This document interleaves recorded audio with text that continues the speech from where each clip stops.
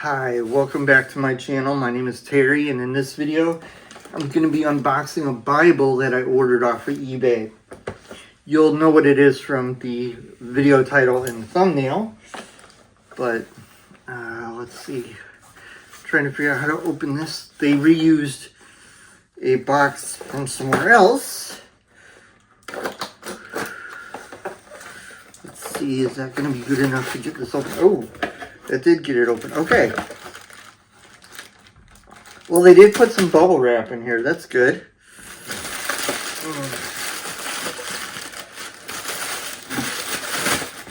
Get the box out of the way.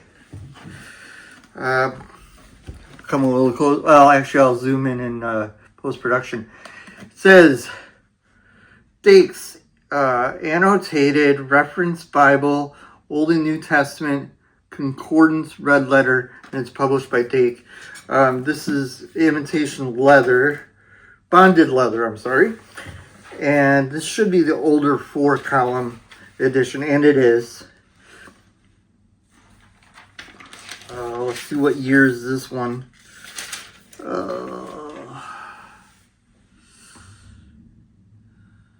This appears to be a 1991 edition, printed in the United States of America. Here, I'll show you the title page and then the copyright page.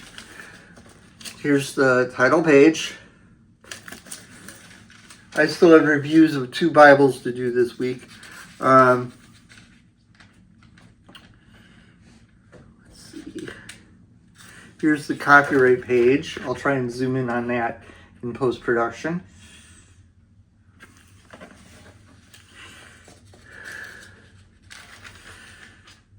There's a preface, which is got some large print to it. This Bible does have a little bit of a smell, but that could be because that box was originally a candy box, and this is kind of smelling a little bit like candy. So maybe there was a little bit of candy smell left.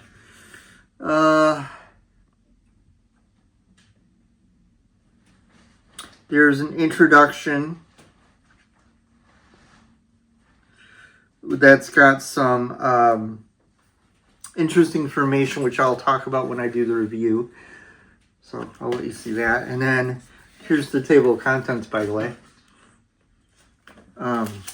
If you hear noise, it's Max playing in the background.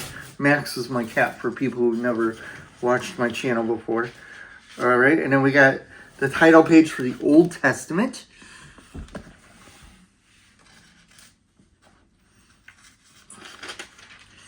And then the first page of the book of Genesis. So it's a 4-column. The middle 2 columns are the biblical text. The 2 outer columns are the notes from what I remember from when I would see other videos on this on YouTube. When I do the full review, I'll be able to explain everything. The first book of Moses is called Genesis, and then there's notes at the top, and then there's notes in 2 columns.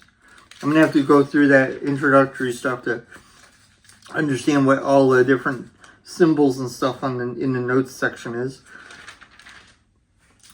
Now, one of the reasons I wanted this Bible is I'll go to the end of Genesis to show you, is after each book of the Bible, he has some interesting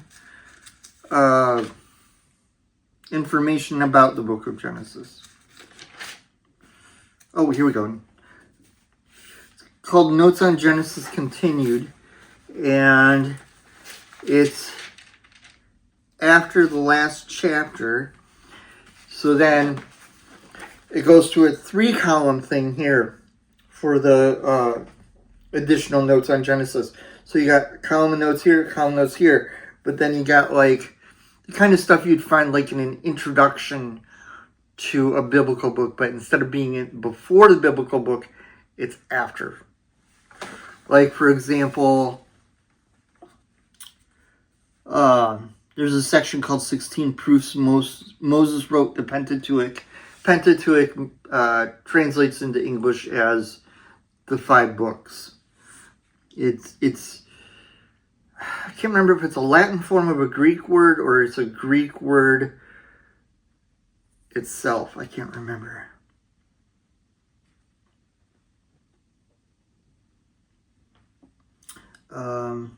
It's got some word study stuff here.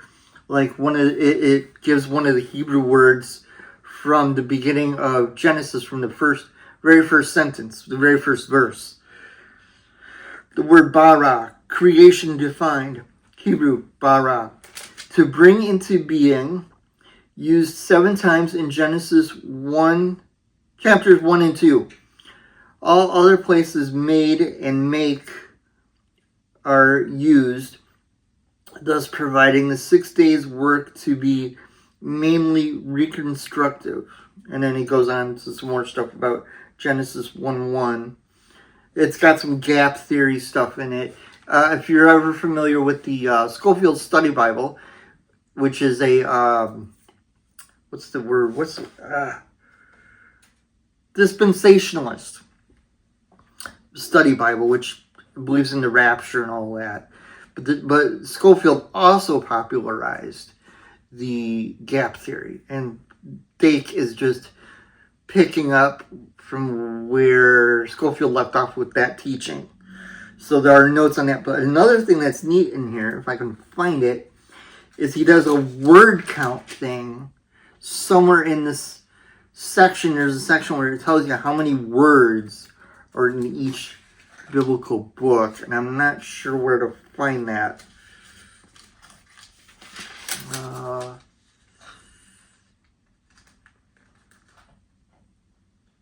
Oh, here we go. Statistics. The first book of Bible, 50 chapters, 1,533 verses, 38,267 words, 1,156 verses beginning with and, 1,385 verses of history, and then it goes on and on with some more statistics. That's one of the reasons I wanted this Bible, is because of those statistical things. This is a King James Bible, by the way, if I haven't said that already. I'm surprised it didn't say it on the spine. Let's go. Oh, there is a ribbon marker, and you can tell the previous person did get some wear on the gold gilding. But let's go to the poetry section and see if he did anything with the layout to denote poetry. Let's see, Book of Nehemiah. Here we go, the Book of Psalms. We'll go to the beginning of Psalms.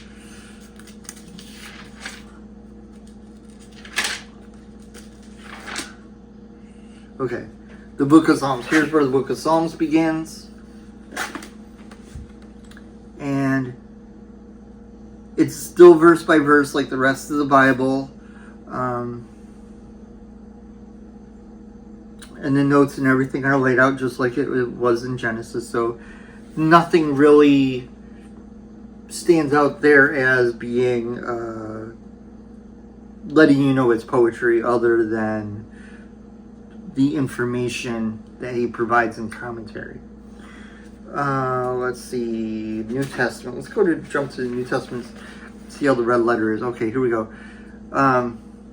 This is from chapters 1 and 2 of the Gospel of John. It is a dark red. It's very readable, to me anyway. It might not be readable to other people, but to me this is a very readable red letter. It's, like I said, it's dark. It's more of a brownish red, though, not a bright red. It's a brownish red. I actually like that because it makes it look more readable to me, because it's darker. I prefer darker red. It makes it more readable to my eyes. Other people might prefer brighter red. Okay, let's see. Okay, this is let's see. After Revelation,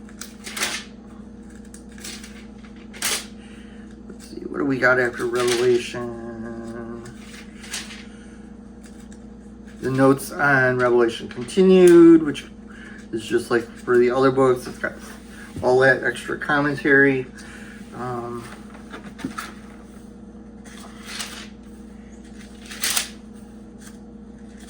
Wow, there's a lot of pages on that.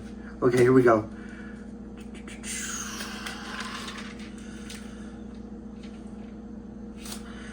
Then there's a section called New Testament Commands, and it's 4 columns, and okay, it's 4 columns, and you read it this way like you would a concordance.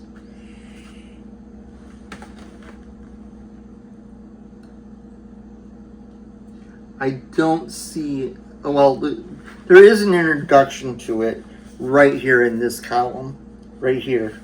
That's the introduction to the New Testament commands.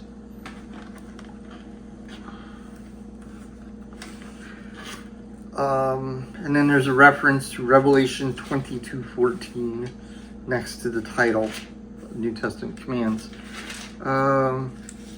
New Testament questions. So these appear to be questions that are asked in the New Testament. There are 1,022 questions in the New Testament. They make very enlightening reading in themselves. Stated in brief, they are listed under the book wherein they are found. So there's a little introduction there that I just read. And you read it much like you would a concordance, except it's a thing of questions. Okay, here we go. Complete Concordance Encyclopedic Index. Okay.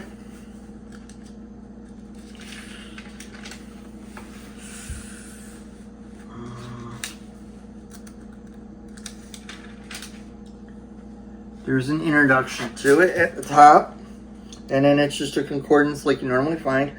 The word you're looking up is underlined. It's not any bolder than the rest of what's listed, but the word you're looking for is underlined, and it's readable. I mean, some people would call it small print, but with my glasses, I would say it's readable.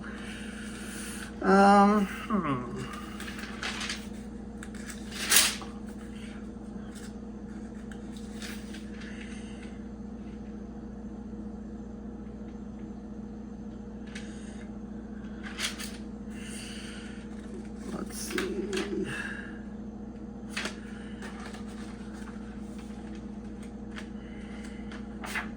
Any maps? Let's see, are there any maps?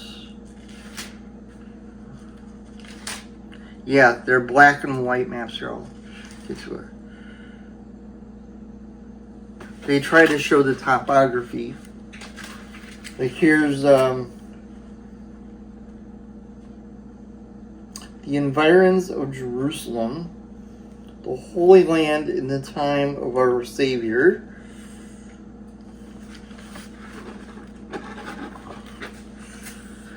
These maps probably would have been better if they were in color. But they are pretty decent. So that's cool. Oh, there's charts.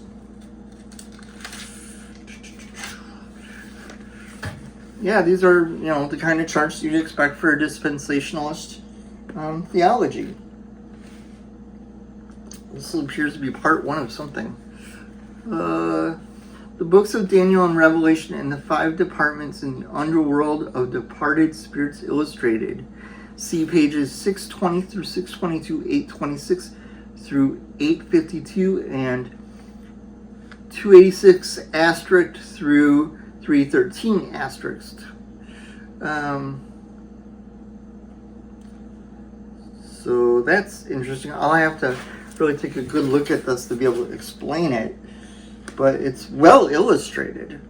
Whoever the artist was for this, they did a really good job. Let's see, is there any artist credit? Maybe it's at the beginning of this chart section. Whoever the artist was, they did a really good job.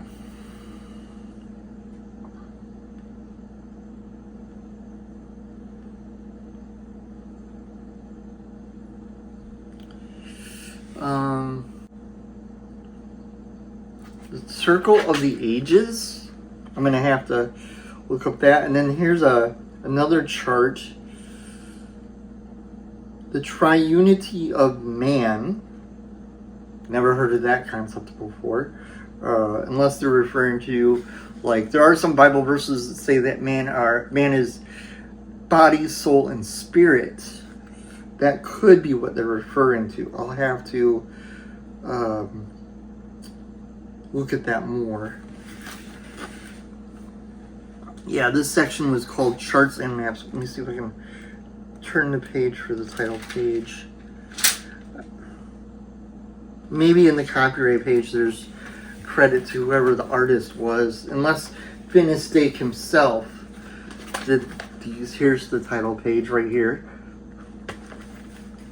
So, interesting. I'm looking forward to going through this a bit, seeing what it's about and everything, and then doing a review of it.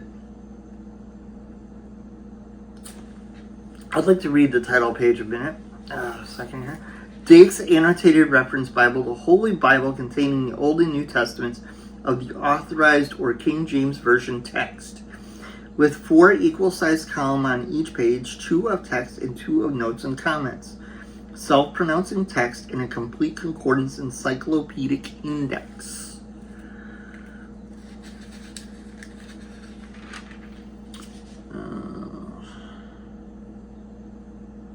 This is the standard size edition, 27th printing of April 1998. Hopefully somewhere in here it will tell me who did all those illustrations.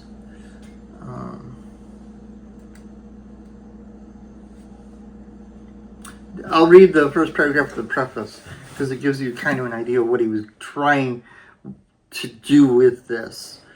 The purpose of this work is to give in one volume to help a student of the Bible needs from many books: Bible commentaries, atlas, dictionary, complete concordance, dispensational truth, topical textbook, Bible synthesis, doctrines, prophetic studies, and others. So he was trying to put all that kind of information into this one study Bible.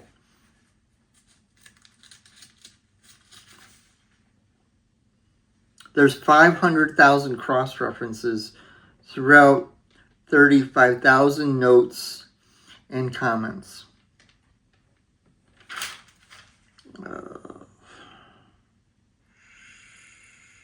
I'm not seeing anything that gives credit to who the artist was. Maybe I'll have to look that up online, because you would think somewhere in this it would give credit to the artist.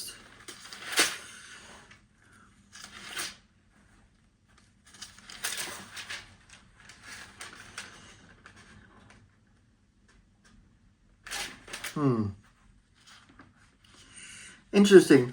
Yeah, this is really interesting.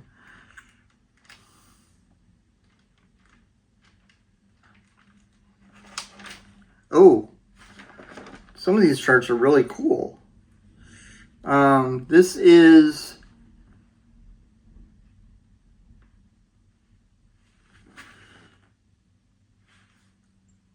the tabernacle. This is the tabernacle and this is the temple. So that's cool. I think that's the first temple. Or is it the third temple?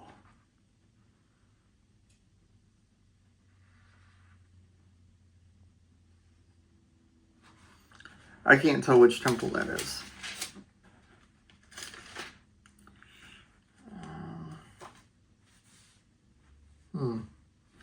Anyway, it's a decent sized Bible. It's about, here, I'll pull out another Bible to give you an idea of the size. This is one of my favorite Bibles. This is my large print Dewey Reams that I ordered from Tan Books. So you get an idea of the size. So it's slightly taller. Let's see, what else do I want to talk about? The bonded leather seems to be alright for something as old as this one is. It was printed in 1998, and it's 2025 now, so that's like 27 years. So bonded leather, if you take care of it, and I know from personal experience, I have a bonded leather Bible that's lasted me a really long time. If you take care of bonded leather, it will last. If you're really harsh, if you're really harsh to your Bibles, maybe it won't last as long. But I'm not very rough on my Bibles.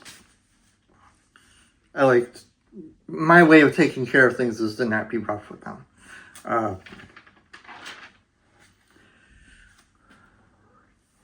I like the layout of this. For it being a Protestant Bible, I think this is a really good layout. I'm not saying I am a fan of Dake. He has some issues besides the dispensational stuff. But I do think it is an interesting thing, and I bought it for those statistics about the different books of the Bible. And it seems to be a very well-made Bible.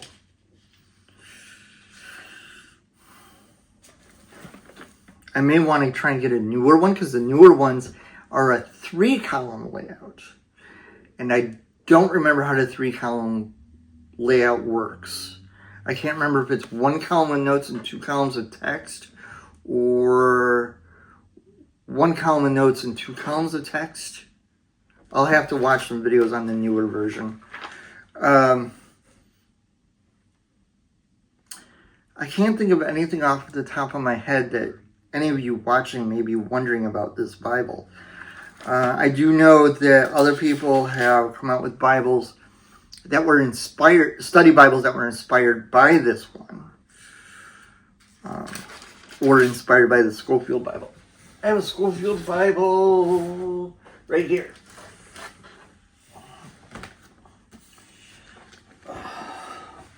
Put that down. Here's my reprint of the 1967 Schofield next to this. So you can see it's a little bit bigger than that. So this is probably about the size of a large print Schofield Bible. This was well worth buying on eBay. I'm glad I bought it on eBay, because the prices I was seeing elsewhere for older editions of Dake's were very expensive. And this one, if I remember right, was about $30. So if you look on eBay, you can find these 4-column ones in bonded leather very affordably. If you're interested in one. The font for the King James text does have a really nice look to it. It's kind of got a look that reminds me of Cambridge Bibles. I don't know, where is my Cambridge large print? Oh, my Cambridge large print's over on that side of the room.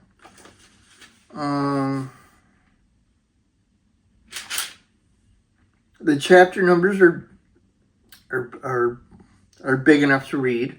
The verse numbers are bold a little bit. Oh, yeah, I'll do that real quick. At the top of the page, you got what chapters you're in, and you've got like a subheading for each column. If I'm reading this right, it's this subheading is for this column, this subheading is for, I think, this chapter.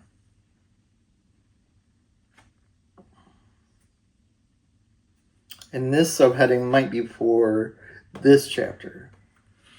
And then you got page number over here. And then it tells you, like, if something doesn't end here, It tells you where to go for the next part of the note. Let's see, what does it say?